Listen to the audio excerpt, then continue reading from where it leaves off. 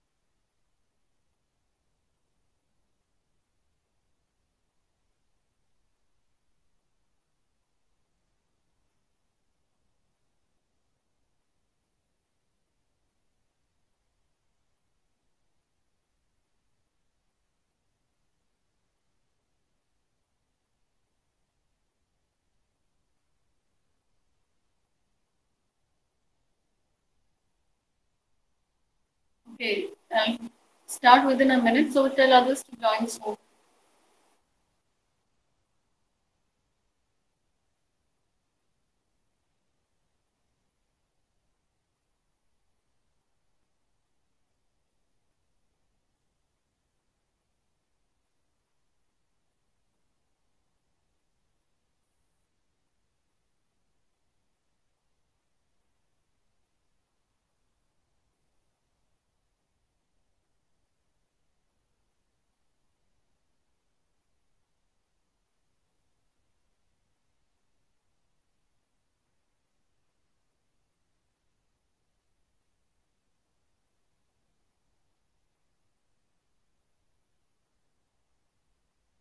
so in the last class,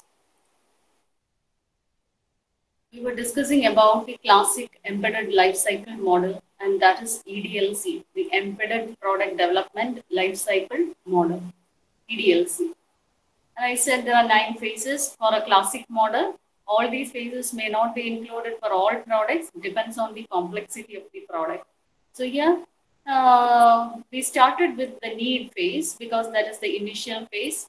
And then the followed by, after the need phase comes conceptualization phase, then analysis, design, development and testing, deployment, support, upgrades, and retirement.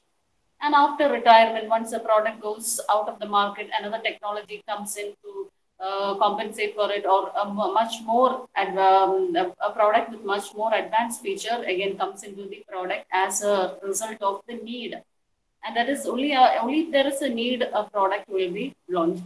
Without any need, we don't go for developing a product. And need can come from either a single person or an organization or a public. Need can arise from an individual or a public or a company. And this need for a product is documented in a it's documented, and that particular document where the needs are documented is called the statement of need or the concept proposal. And once this it is a document, and once this concept proposal is approved by the senior management or the funding agency who's ready to make this product, then it will go to the development section.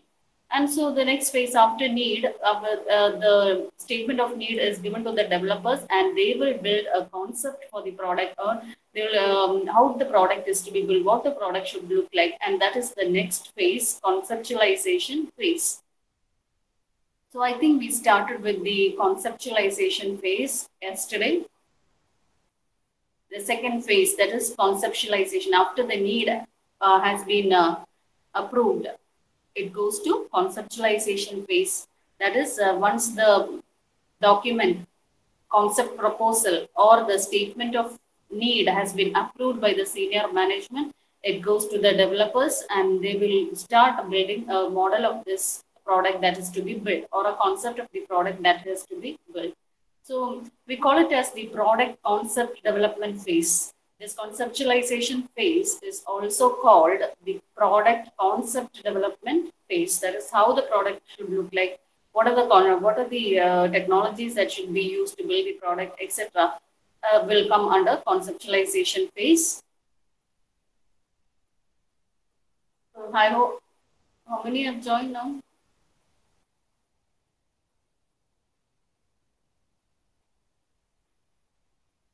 Very few are there. So today I'm starting with conceptualization phase. See, this is the textbook figure for the EDLC. And the first phase is need, the second is the conceptualization phase, and it is also called product concept development phase. And I just want to show you this diagram. And with this diagram, looking at the diagram, you will easily understand what are the activities going on in conceptualization phase. Can you see the diagram? Hello? Okay, okay. So, as I said, the outcome of the first phase, the need phase, is a statement of need. It is a document, a statement of need that has been approved by the senior management. Then it goes to the second phase, that is conceptualization phase. And in conceptualization phase, there are two activities involved. One is planning and the other is analysis and estimation. So two activities in conceptualization phase is, one is planning and the other is analysis and estimation. So now in planning phase or in analysis and estimation phase, what are the different activities done? Again, there are sub-activities in each of these two phases, activities. These are the two activities coming under conceptualization phase. And in each of these activities, there are sub-activities also. So let us see what is there in analysis and estimation activity. There are three activities done in analysis and estimation. One is cost benefit analysis. The first one, cost benefit analysis.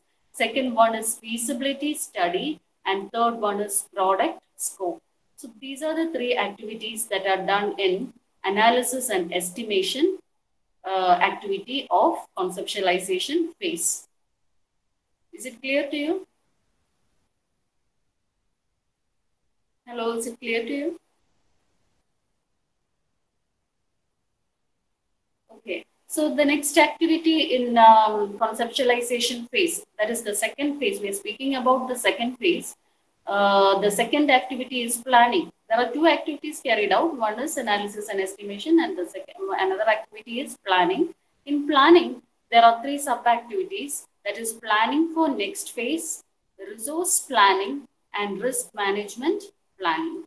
So these are the three different activities coming under planning. So this is planning, and in planning, there are three different activities. One is planning for next phase, second is resource planning, and the third one is risk management planning. So in total, there are 6 sub-activities carried out in conceptualization phase. Now, once these two activities are completed, that is planning and analysis and estimation activities are completed, it is again given for review and approval. It is discussed with the customer or the end user to whether if they are satisfied with all the functionalities included in the product. And also it is given to the senior management for approval. Since there is cost analysis, etc. here, it has to be given for approval, review and approval. And after that, it goes on to the, once it is approved, it goes to the next phase after conceptualization, that is analysis phase. Is it clear? Is it clear to you? So this figure shows conceptualization phase, and I have written the notes in your course notes. That is the conceptualization phase. It is a product concept development phase, and it begins immediately after the concept proposal. That is, the concept proposal was generated during the first phase. And once this concept proposal has been approved, this phase begins. And it contains two activities. This phase involves two activities as shown in this figure. Two activities of conceptualization phase. That is analysis and estimation and planning. These are the two activities that come under conceptualization phase. So that is written here. The phase involves two activities, two types of activities, that is the analysis and study activities, and the second is the project planning activity. So I said in analysis and study activity, there are three sub-activities. As you can see in this figure, there are three sub-activities, and it includes feasibility study. What is feasibility study? Feasibility study, you might have studied in software engineering also, in waterfall model also. It analyzes the technical as well as financial feasibility. Feasibility means whether it is possible, or whether it is whether the product can be developed as per technical and financial, whether it will meet the technical and financial needs. So feasibility study analyzes the technical as well as financial feasibility of developing the product, and also it suggests alternative solutions to build the need of a product. So these are the two things that is done in feasibility study. That is, it analyzes the technical as well as financial feasibility of developing the product, and also it suggests alternative solutions for building the need of the product. Need is the first phase. Need has been documented. So how can we implement that need that a particular customer or a public or an organization has put forward? How can we implement? What are the alternative solutions to implement the need? And that is done in the first activity, feasibility study. Only if it is feasible, the developers need to move forward. Then the second activity done in analysis and study activity is cost benefit analysis, or CBA, cost benefit analysis. If there is no benefit in building a product, then it is of no use. So this has to be done at an earlier stage, so that building a product, developers can get an idea of whether they will get a benefit out of this product. So cost benefit analysis, or CBA, has to be done. And CBA is a means for identifying, revealing, and assessing the total development cost and the profit. So they are going to analyze what will be the total development cost and what will be the product that they expected product profit from the product. And when they do cost benefit analysis, they follow certain rules. Now, the most common rule that they follow is use a common unit of measurement for profit. When they are trying to express profit, often use a common unit of measurement. That is, all cost and benefit should be expressed in terms of money or some other factor which is common to all analysis. So usually cost is expressed in terms of money, and even if it is expressed in terms of money, then it should be in a common currency. If it is rupee, it should be rupee. Dollars, all analysis should be in dollars. So when cost benefit analysis is done, these are the rules that must be followed. That is, use a common unit of measurement. Then they should consider the market choice based benefit measurement. Depending, the benefit measurement should be based on market choice. That is, ensure that the cost they spend justifies with the profit they earn. Then the next is targeted end users. Also, when they do a cost benefit analysis, they should identify, understand the users of the product. If there is a large number of people using the product, then there is a chance of getting a better profit. If only limited people are going to use the product that they are going to build, then the profit may be less. So those analysis should be done in cost benefit analysis. Then the third activity in this analysis and study activities of conceptualization phase is the product scope. It deals with the functionalities. It deals with what are the functionalities to be included in the product, what are the functionalities that should be excluded in the product, etc. That is, the product scope deals with the functionalities of the product, what functionalities to be considered in a product, and also what need not be considered in a product. And this scope should also be recommended for future reference. So these are the three activities carried out in the analysis and study activity of the conceptualization phase. So the conceptualization phase has how many activities? How many activities are there in conceptualization phase? How many activities are there in conceptualization phase?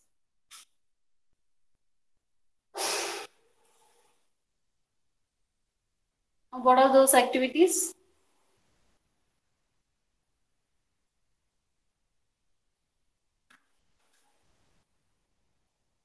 See, this is the entire conceptualization phase. Okay.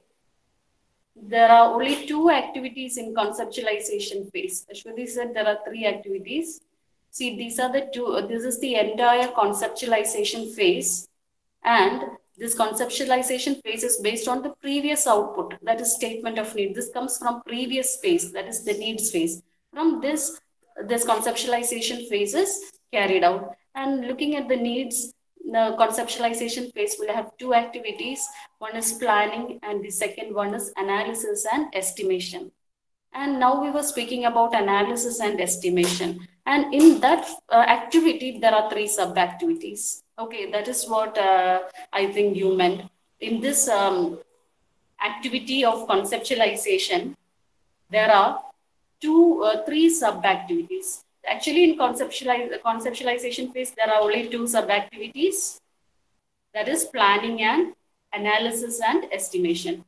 We were speaking about analysis and estimation, in which there are 3 sub-activities. That is cost benefit analysis, which we said expressing in terms of money and all. Then second is feasibility study, and third is the product scope. That is what decides what all functionalities should be included in the product and what need not be included, etc. It should be analyzed in product scope. So, and there are also, all these are documents that are created. After all these activities, certain documents will be generated. They will write down what the result of their study. And finally, these documents are given for review. Okay. And so during the initial phase, there is a collection of documentation going on, and these documents are given for review. And once these documents are approved, only the actual development phase begins. Is it clear? Ashwati, did you understand now? Okay. So in conceptualization, I said the first activity is analysis and study activity. One activity, there are 2 activities among them. One is analysis and study. In that we had feasibility, 3 sub-activities: feasibility study, cost benefit analysis, and product scope. Now the second activity is the project planning activity. Planning is essential for proper for implementing or developing a product in a timely manner. And also, without planning, most of the systems are a failure. So planning should be given importance in all project development. See, this is planning. And again, this planning activity also contains 3 sub-activities. That is planning for next phase, resource planning, and risk management planning. These are the 3 sub-activities in planning phase. So let us see what is done. So it covers various plans, like plan for next phase. So that is what are the activities that we are going to do in the next phase. Then resource planning, are sufficient manpower as well as other resources available for building the product, and what shall be the risks that can arise, and what are the plans to mitigate that risk. That is risk management plans. Whenever a risk arises, how can we mitigate those risks? And these are all considered in project planning phase. So in project planning, we have 3 activities. Plan for the next phase, resource planning, and risk management plans are being developed.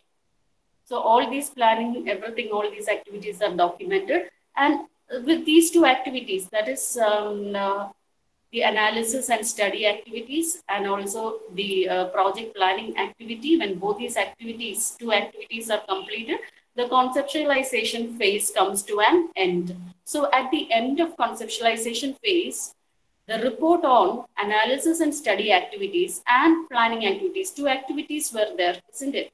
There were 2 activities, analysis and study activities, and next is the planning activity. A report on these 2 activities is sent for review.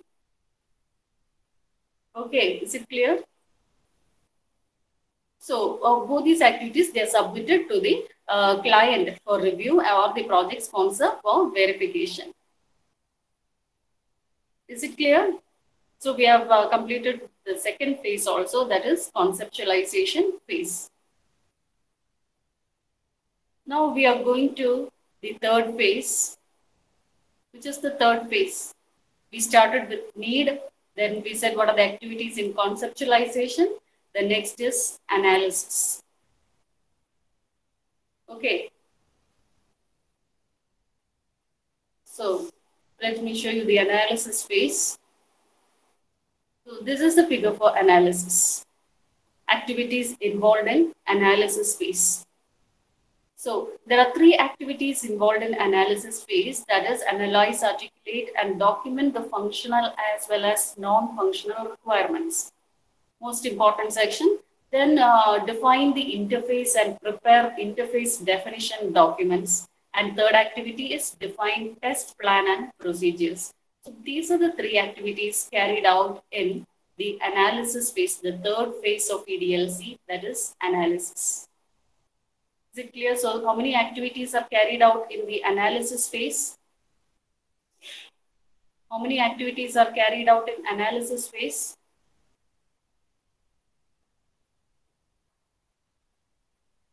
Anyone?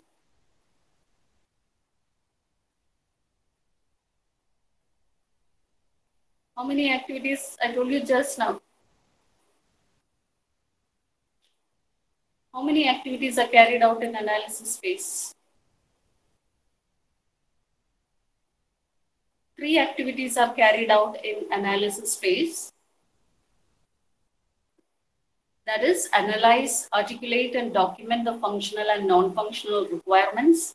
Then define what are the interfaces that we are considering when we are building a large product. If it is a distributed system, how the interfaces, how the communication between different devices are taking place, and then define the test plan and various test procedures are all defined here.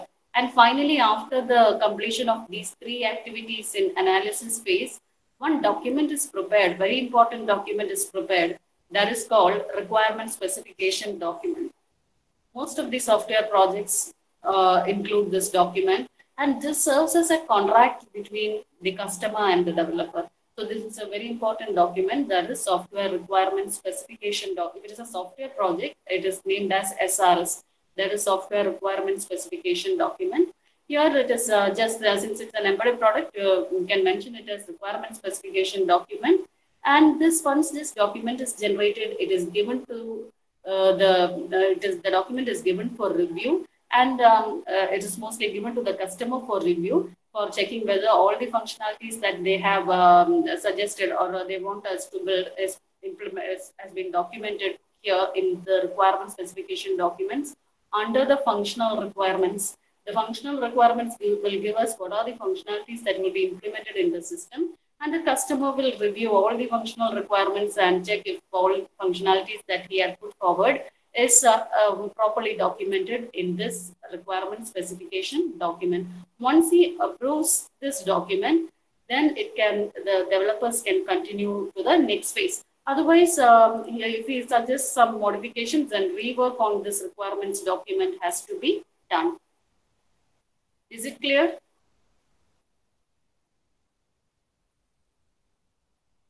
Is it clear to you?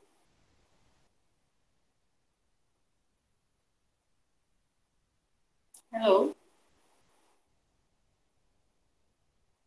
Is this phase clear to you?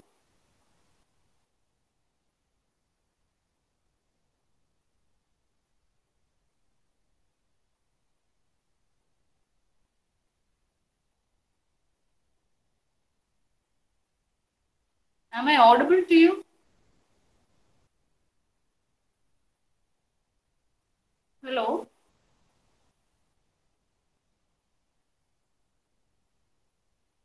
Vishnu? Okay, Ashwini. So this is these are the various activities carried out in the analysis phase. The 3 activities carried out in analysis phase, that is analysis and documentation, that is analyze, articulate, and document the functional and non-functional requirements. Then define the interfaces and prepare the interface documentation. Then define test plans and procedures. Once these 3 activities are completed, they are documented as requirement specification document. And this is given for review to the customer to check if all their functionalities have been included in this document. And once, if they are suggesting any modification, then rework on this document is done. Otherwise, it is given to the SRS, the specification document is passed to the next phase. So that is the overall view of that phase. And let us see what are the activities. So analysis it is performed to develop a detailed functional model. So this has to this is a section which we should consider in detail, because here we have to list the functional and non-functional requirements of the system. So requirements analysis is prepared. So this is needed in your project. Okay, the chapter which I told to include. Requirements analysis, it is performed to develop a detailed functional model of the product under consideration, and the various activities carried out include analysis and documentation. And this activity includes, now what does this activity include? Analyze the business needs of the product. If it is an embedded product, we have to analyze the business needs of the product, the purpose of the product. All these activities may not be included for all the products, but some of them may be needed. So, but most commonly done activities are listed here. Then address the functional aspect of the product, which is needed for all projects. Address the functional aspects of the product. Then address the quality attributes of the product. Then address the functional and data requirements of the project, which is also needed for all projects, and the relationship between the data. Then develop a logical model of the functional processes and data required to support the functionalities. Develop a logical model. See, in your project, these models are represented by diagrams. So that's why we use case diagram to represent the requirements of the system. So use case diagram comes under analysis. Then requirements to be addressed. And what are the requirements to be addressed? The functional requirements. Functional requirements are nothing but the functionalities that you are going to build into your system. Then operational and non-operational quality attributes, which we had studied in module 1, operational and non-operational quality attributes of embedded systems. Then product external interface requirement. That is, if this product is going to communicate with other devices, what are the requirements? How it is going to communicate? Then data, what are the data necessary for building these functional or non-functional requirements? Then user manuals, operational requirements, maintenance requirements, and general assumptions. These are all the activities that are done in analysis phase. So analysis phase is a detailed phase where we get an overall idea of the product to be built.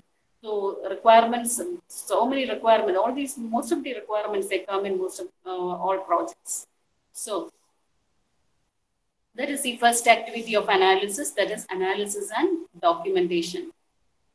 Now, second activity is interface definition document and documentation. That is, the activity should analyze the physical interfaces as well as data exchange. If there are several devices communicating with each other, it should analyze how these, is it possible for one device to communicate with each other? If so, what is the interface between these two devices? If it is not possible to communicate, then building such a product or building such a design is of no use.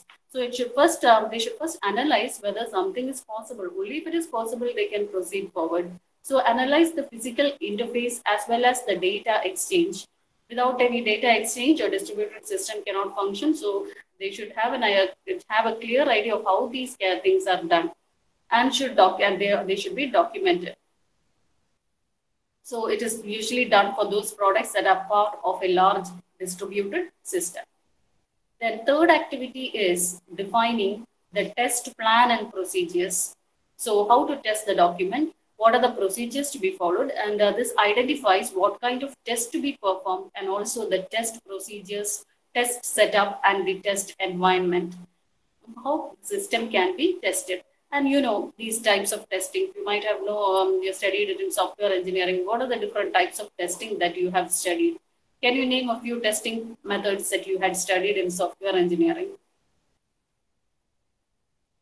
What are the testing methods, or what are the different types of tests on our software? Anyone?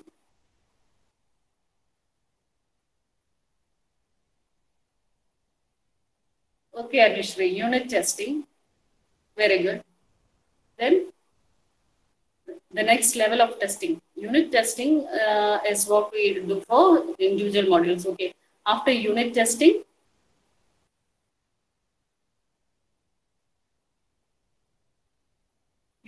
also we call it as module testing, isn't it? So integration testing, yes, okay, so the integration testing, then system testing, then finally unit testing, integration testing, system testing, and then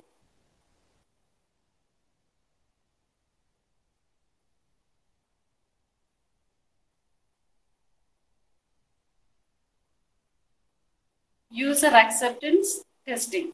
Okay, so these are the commonly done tests for most of the products. That is unit testing. As you said, testing each unit or module or independently is called unit testing.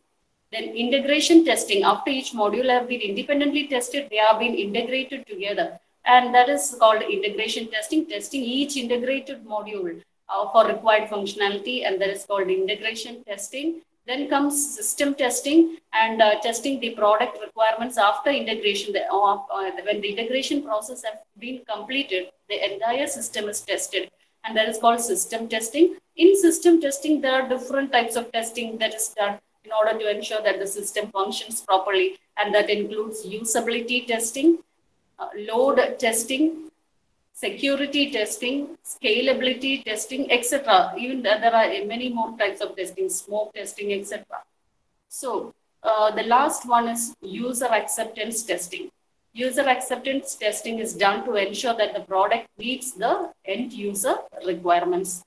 To ensure that the product meets the end user requirements. That is user acceptance testing, whether the user is satisfied with all the functionalities, and he's checking whether all functionalities that he had put forward is implemented in the system.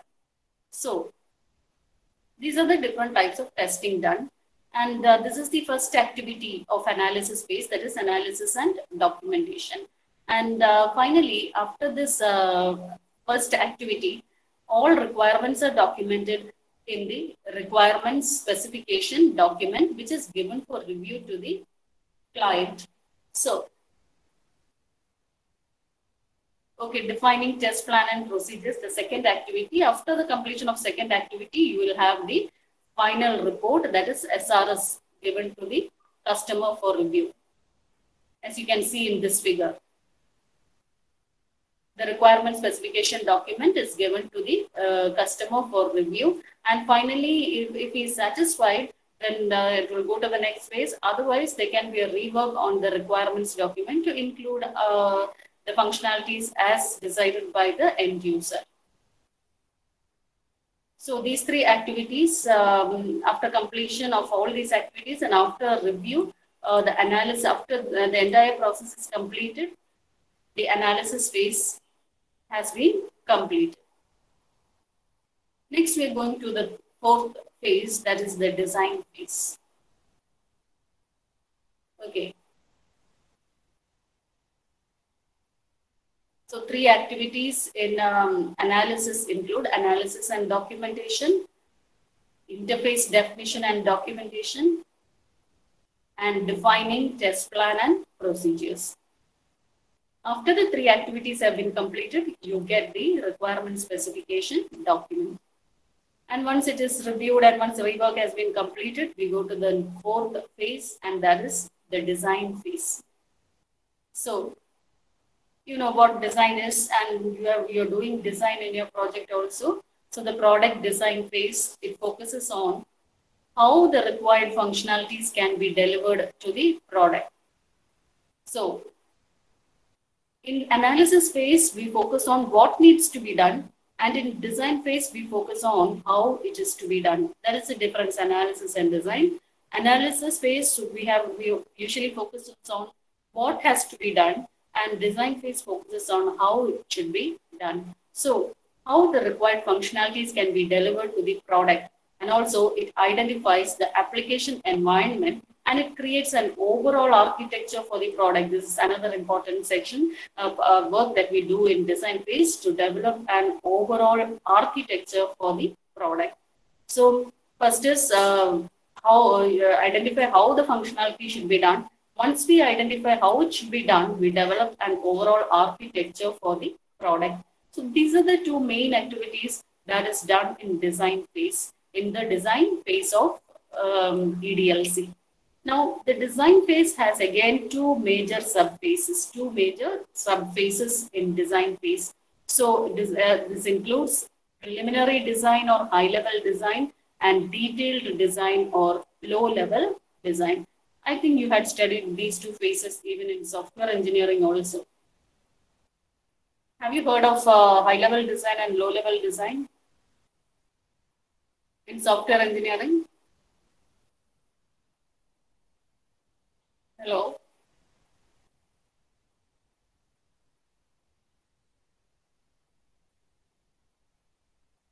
Can you hear me?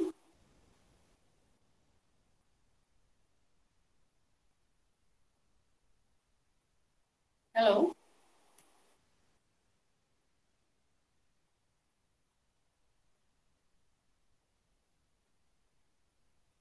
Okay.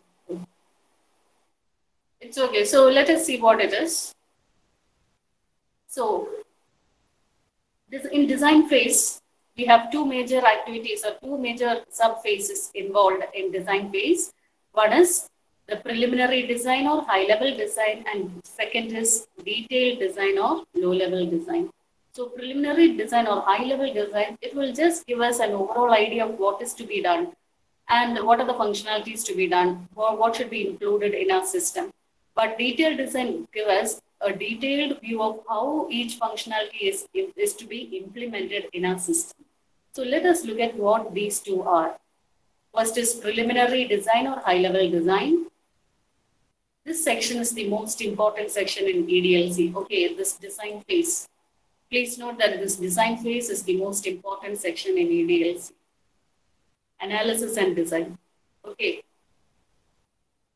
Is it clear?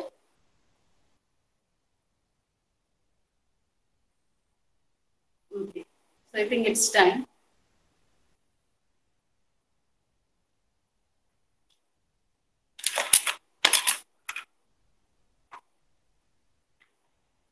Please say your attendance.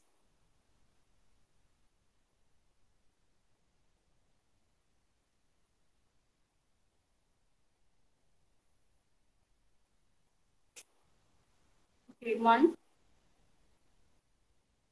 Next 2. 5. Number 5. Unsub. Absent. Number 6. Number 7. Ashwin. Atul. Febina. Roger. Next 14. Jasim. 16. 18. 20. Okay, 22. 23. 24. 26. 27. 28. 29. 30.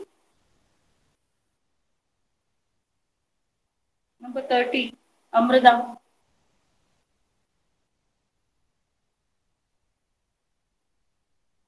Amrita absent. Ashwati, okay, present. Number 32. Number 33. Number 3. Okay, number 30 and number 5. Number 30 and number 5 is absent. Answer. Okay, answer present. Is present. Okay, okay. And number 30, Amrita, what happened to Amrita?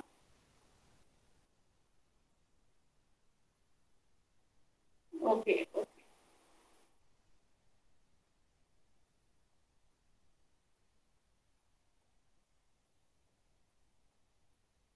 Okay, thank you.